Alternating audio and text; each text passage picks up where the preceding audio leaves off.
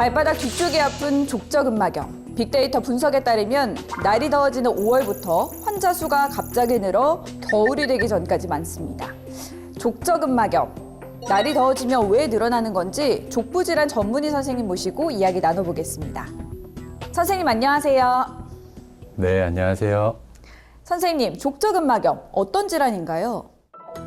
족저근막은 말 그대로 발바닥 쪽에 있는 근막을 말합니다. 발꿈치뼈에서부터 발가락을 이어주는 두껍고 강한 구조물인데요. 이것은 이제 발의 아치를 만들어주고 발이 튼튼하게 힘을 받을 수 있도록 하면서 발에 보행 시 가해지는 충격을 흡수하는 역할을 합니다. 이러한 족저근막에 손상으로 인한 염증 반응이 생겨서 통증을 유발하는 질환을 족저근막염이라고 합니다. 진료 환자가 5월부터 크게 늘어나는 이유는 뭔가요? 아무래도 날씨가 풀리면서 야외 활동이 많아지고 신발도 슬리퍼나 플랫슈즈와 같이 이제 뒤꿈치 쿠션이 없는 것들을 많이 신게 되기 때문에 5월부터 여름에 이르는 시기 동안에 족저근막염 환자들이 많아지는 것으로 보고되고 있습니다. 족저근막염 성별, 나이대별 환자 수를 살펴보면 성별에 상관없이 50대가 가장 많습니다. 족저근막염 발병의 주요 원인은요? 족저근막의 손상이 가해지는 여러 요인들이 족저근막염을 일으킬 수 있습니다. 과체중이거나 발 혹은 종아리 근력이 떨어지는 사람에서도 쉽게 발생할 수 있습니다. 그 외에도 아킬레스건이 짧은 경우, 양쪽 다리의 길이가 차이가 있는 경우, 평발이나 아니면 반대로 발의 아치가 과도한 요족인 경우에서 족저근막염의 위험이 증가한다고 알려져 있습니다. 선생님, 일시적인 발 뒤꿈치 통증인지 족저근막염인지 어떻게 구분할 수 있을까요?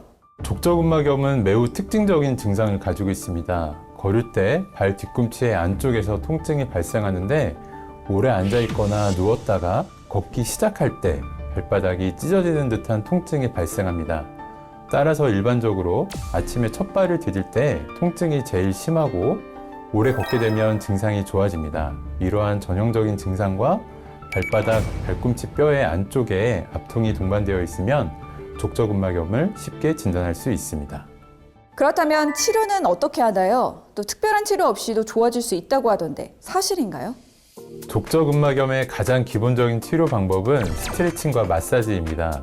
아픈 발을 뒤로 뺀 채로 벽을 손으로 밀면서 체중을 이용하여 스트레칭을 하거나 앉아서 다리를 쭉 편 상태에서 수건을 이용하여 앞꿈치를 잡아당깁니다.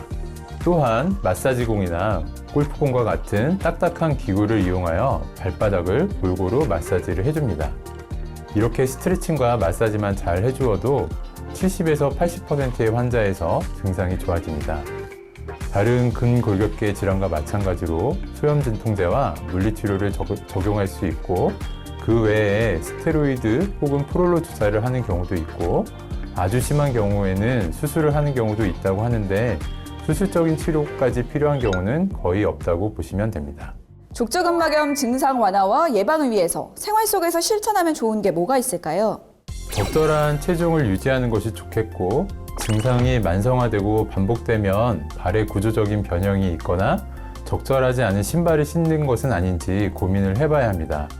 운동 전후에 충분하게 스트레칭을 해주고 좀 무리를 했다 싶으면 냉찜질을 해주는 것이 좋으나 만성적인 통증에 대해서는 온찜질을 해주는 것이 좋습니다.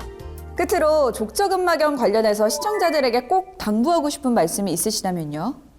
우리가 일상생활을 잘 할 수 있으려면 잘 걷는 것이 매우 중요합니다. 족저근막염은 비교적 흔한 질환입니다. 하지만 많은 분들이 초기에 적절한 치료를 받지 않아 고생을 하시는 것 같습니다.